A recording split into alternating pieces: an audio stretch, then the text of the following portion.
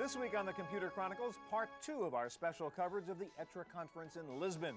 We'll show you the latest speech technology from Dragon Systems and L&H. You'll hear about the newest frontier in computer intelligence, visual recognition.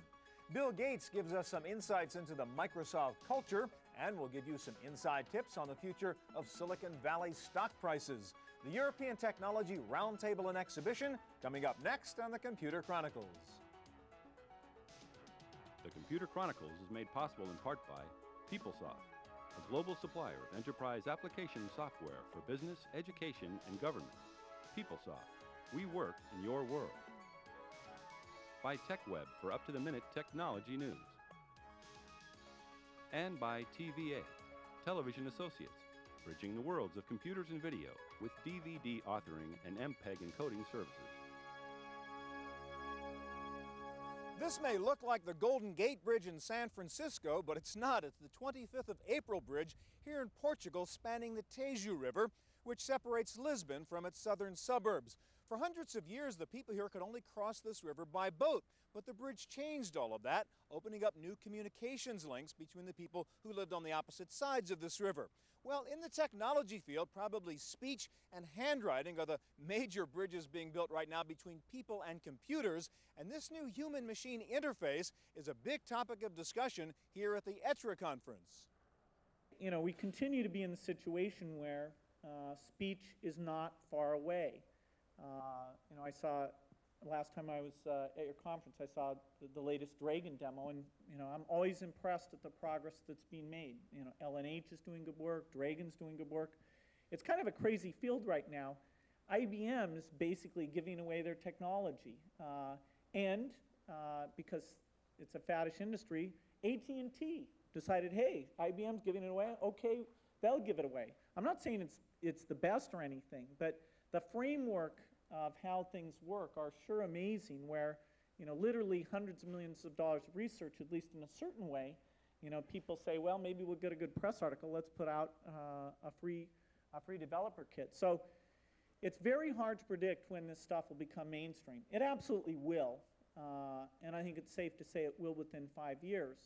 In fact, speech recognition technology has really taken off this year, with new and improved retail products from IBM, L&H, and Dragon Systems. The new Dragon product, called Naturally Speaking, lets you speak continuously into your computer, essentially dictating as you might to a secretary. Dragon Systems speech recognition software is revolutionizing the way people work with their computers, period. You can also dictate directly into a recording device if you're on the road, and then later play back the dictation into your PC. There are 3 versions of the Dragon software, ranging in price from $50 to $150. While this demo shows the microphone replacing the keyboard as an input device, Dragon co-founder Janet Baker says the real driver for better speech recognition will be the tremendous growth in handheld devices. We do not look at having speech as being the means by which you throw away keyboards. I think that that's kind of silly. We see that speech is an important complementary tool to add to your mouse, your keyboard, your digitizing tablet, whatever else you have. And Dragon makes it especially easy to move between whatever different input modalities you have, and also the output modalities. But as we see the form factor shrink with smaller devices, which are becoming ever more prevalent and more popular, the keyboards are too small to use. And we sometimes say that you don't want to enter text by toothpick. Indeed, the only way that you're ever going to get a great deal of data into a small device is by talking. L&H, formerly Learned and OSPI and now owned in part by Microsoft, showed off its newest continuous speech recognition product called Voice Express Plus. The amazing thing about this demo is that the woman using it has a foreign accent, and yet it still works extremely well. Today's date, select this line, make it bold, make it bigger by 2 points, make the font size bigger by 2, go to the end of the line, new line, I have a present for you, period. You are looking at Voice Express, period. With Voice Express, it's extremely easy to create new line, documents, bullet add, make this line blue, new line, emails, new line, letters, new line, whatever you want, new line. As you can see, comma, unbullet that, make this line magenta. I can say whatever I want to do, period. It is all possible with the software, period. Go to the beginning of the document, insert menu, picture, from file, insert, center that, down 3 lines, go to the beginning of the line, select the next 4 lines, add borders, center that. ART, an Israeli company, is another leader in the field of new input technologies. They're limiting their speech work to command and control functions such as mobile telephony. In this mock-up of a car phone environment, the woman is using their Smart Speak technology to program the phone to recognize a name, so that all she has to do to place a call in the future is speak the name. Ariella. So now I've put my name into the machine, and now when I want to get into the car and dial, I'll just press Ariella, and it'll dial the number. The developers at ART are putting most of their resources into handwriting recognition. This is a CE platform. What we can see here is a keyboardless machine and another palm size that has no keyboard. So obviously what you would do is prefer to write straight on the screen because you don't have a keyboard option. This is a demonstration of their Smart Writer software, shown here on a laptop screen so it's easier for you to see. I can write naturally on the board anywhere I want, upper or lowercase. And the recognition will know to take it to where the cursor is. I can use a graphic shortcut like a happy face for happy. I can write anywhere on the screen. I can write very big, or I can write very small. And the engine will still know to recognize it and take it to where the cursor is. It'll work on all applications of Windows 95 and CE. So I can choose on Excel one of these boxes. I can even write the numbers one on top of the other. The ART system, unlike graffiti, lets you use your natural writing style, and the software adapts to you rather than the other way around. Handwriting recognition seems easier than speech recognition, but it is more difficult than speech, not because of the technology, but because of the psychology. Handwriting is a case where you have a conscious model of what's going on. If we misrecognize your handwriting, you can look back and say, ah, that E looked like a C, or that C looked like an O. And you can even subconsciously start to do a better job dealing with the system. Whereas with speech, and somebody can prove me wrong on this, but a lot of what goes on in terms of your context modeling and your acoustic modeling is very subconscious. And so when the system makes a mistake, it's not like you say to yourself, oh, yeah, that diphthong, I got to be better about how I do that. You know, your patterns have been put in place. So people are, as a result, people are very demanding of speech accuracy because errors that people can understand why versus errors that appear almost random in nature, they have less of a tolerance for. Gates believes that intelligent devices of the near future will in fact be able to do more than just understand spoken and written words. He says the next exciting step is visual recognition. I'm also, I think, more optimistic than most people about visual recognition, simply because the USB cameras are going to get so cheap, and you're going to have them for a variety of things, including video conferencing type things, that just putting a little bit of software in there that recognizes people and gestures and moods, and maybe reads your lips to send a few extra bits to the speech input system. It's not going to be that hard. And you have players in this game like Intel who are desperate for an application that takes CPU power and delivers user benefit as a result of that. So they're going to be in there with a little extra push saying, come on, let's get these CPU-intensive applications out there.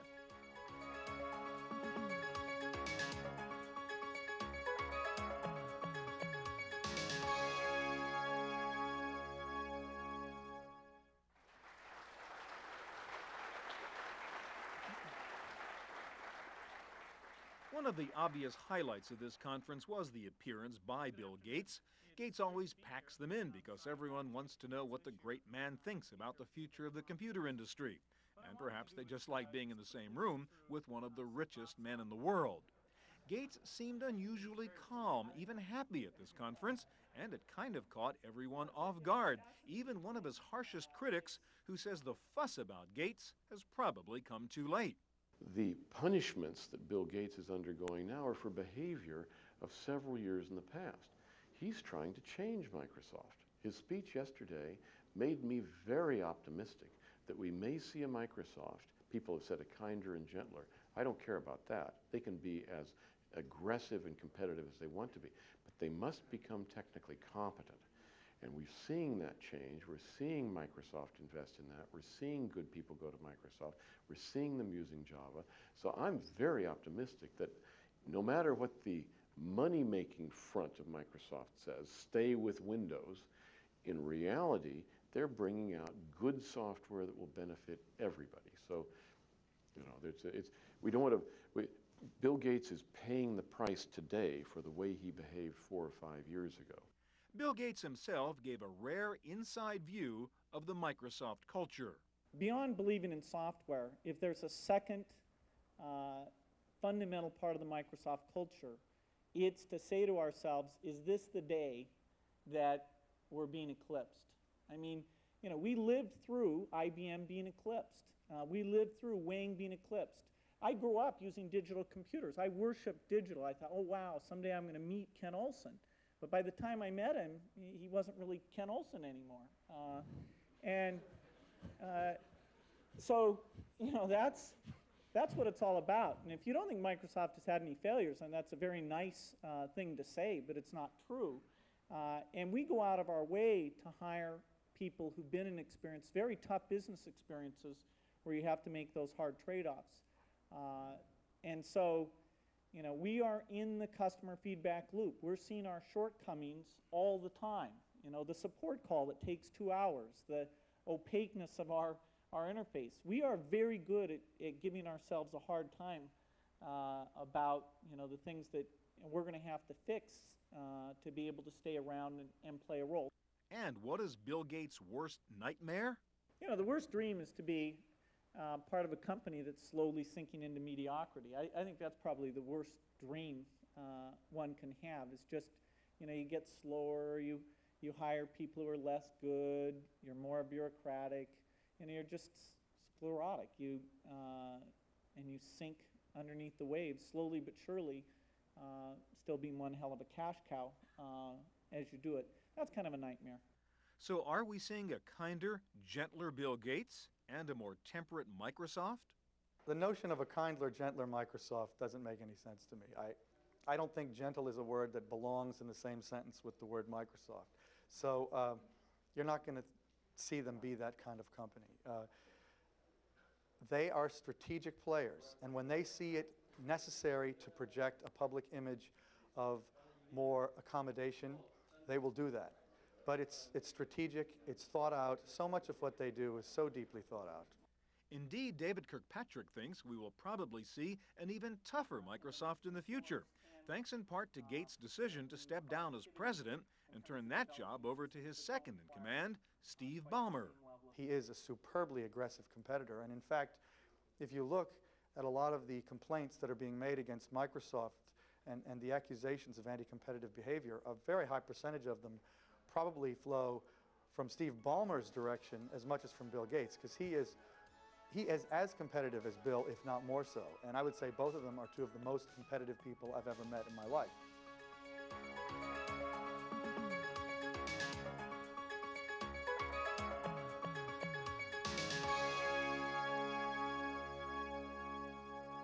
That cliff you see over there is the most western piece of land in all of Europe, Cape Roca here in Portugal. You can't get any closer to the United States and still be standing on European soil. This is perhaps a good place to make the point that the Atlantic Ocean is shrinking every single day, certainly in the high-tech field, as we see more and more technology innovations coming into the U.S. from Europe, and the growth of technology partnerships between American and European companies. There are a lot of new companies now technology startups happening. We see that Europe is really, in an upswing. If we look at the mobile telecommunications industry, Europe is now leading with people like Nokia and Ericsson.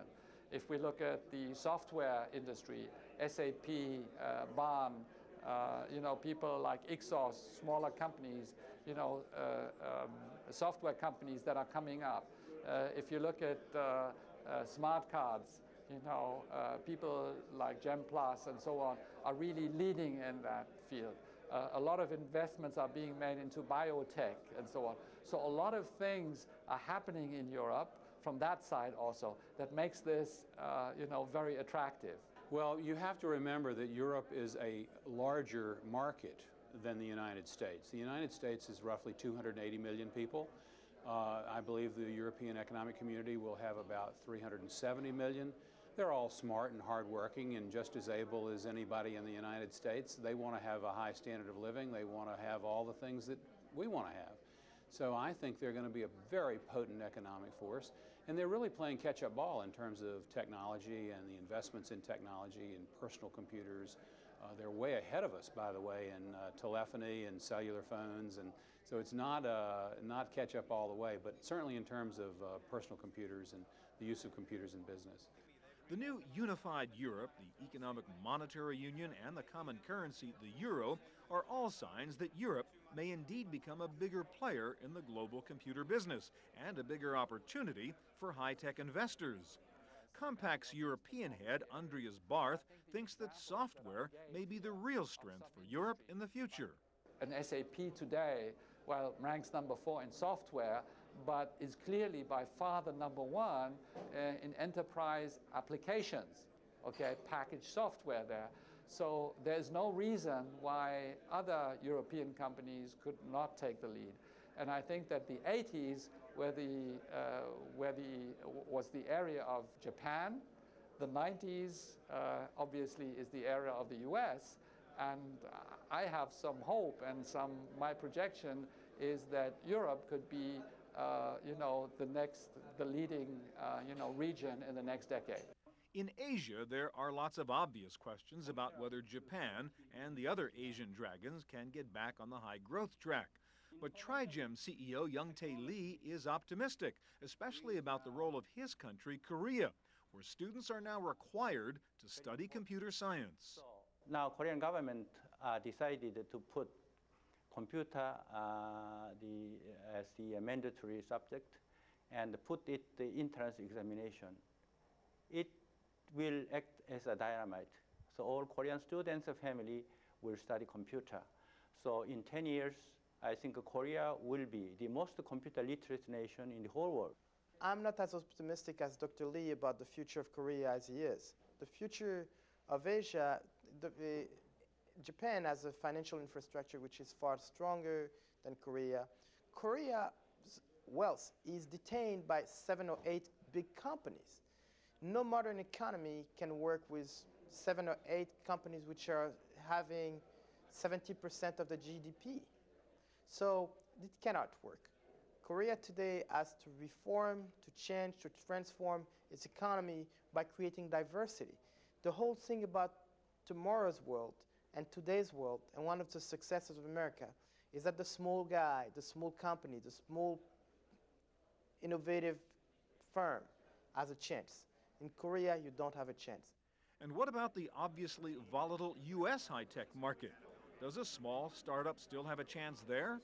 The Red Herring's Tony Perkins says 1999 could be lethal for internet startups in particular. Well, we think that 1999 is going to be a huge shakeout year for internet companies. When we saw the hundreds of internet companies go public in the last 4 years, many of them, most of them, if not almost all of them, were not making money. But what they told Wall Street is 1999 was the year that they were going to start making money. Well, our prediction is that come around the first and second quarters of 1999, when many of these companies won't show the profits that they promised, that's when you're going to see an implosion in the market.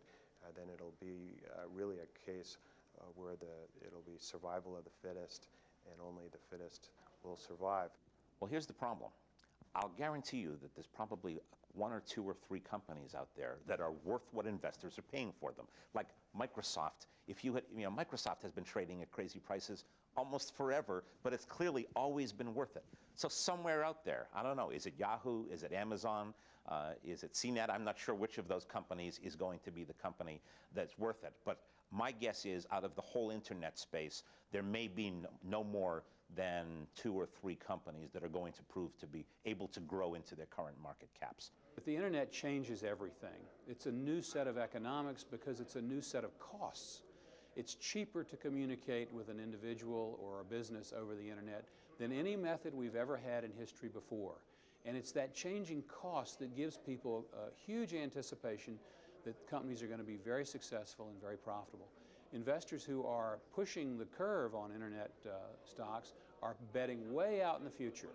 They're betting that these companies are going to grow into those stock prices. That, of course, makes the stocks very susceptible to intermediate disappointments. But a low stock price is not necessarily a bad thing for a startup company, at least according to someone who ought to know, Bill Gates. I run a long-term company, and if somebody wants to come to work for a company today, a low stock price is good for that person, because then, to the degree that they increase the sales and profitability, you don't have multiple shrinkage coming in to work against their good contribution. This used to be a Microsoft secret, but then Bill Gurley went and gave a speech about it, and so now we have to admit competitors who try to push up their stock price show themselves to be short-term players. One of the reasons high-tech stocks have been such high flyers is their ability to lure top talent through attractive stock option plans. But when the market goes down, those stock options can become dangerous. Well, the problem gets to be that the employees who got sold in the first place on the importance of coming to the company for the value of the stock options, those employees have almost become momentum investors with their own careers. And so when they see the stock drop, they go, well, I can't make my money here. I will go to this next startup where I can do that. And as a result, when a company's stock drops, it runs the risk of losing a significant amount of its best people. And those are the keys to a software company. So I think that companies then struggle. Then they have a difficult time recruiting new people to replace them. There's learning curves. So it's one of the reasons that once a company stumbles, or once its stock price stumbles, those aren't necessarily the same thing, it frequently starts a downward spiral that's very difficult to pull out of. In the view of Bill Gates, all high-tech stocks are overpriced, including Microsoft stock. In general, I have a view of all technology companies being overvalued, including everyone, including my own. But I've had that view for about 10 years now, when the values, in retrospect, actually were reasonable. So I am not paid according to my ability to predict stock prices. I thought Microsoft stock price had achieved its maximum so many times it's unbelievable. Even though our business can grow and grow and grow, as a CEO, you don't want a high multiple. At least if you're a long-term player, you don't want a high multiple.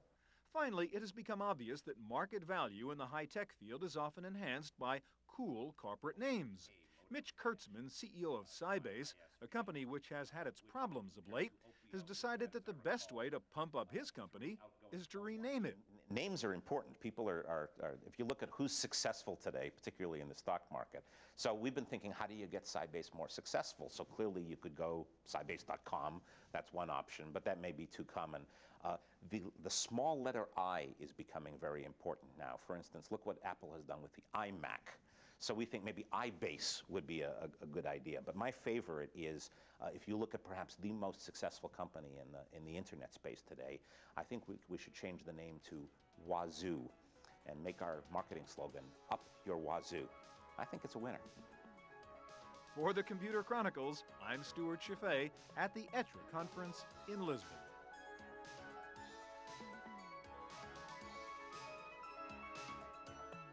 The Computer Chronicles is made possible in part by PeopleSoft, a global supplier of enterprise application software for business, education, and government. PeopleSoft, we work in your world. By TechWeb for up-to-the-minute technology news.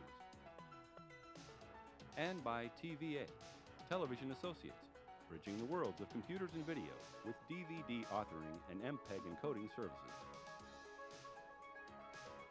To purchase a videotape copy of today's program, call toll-free 1-888-310-7850.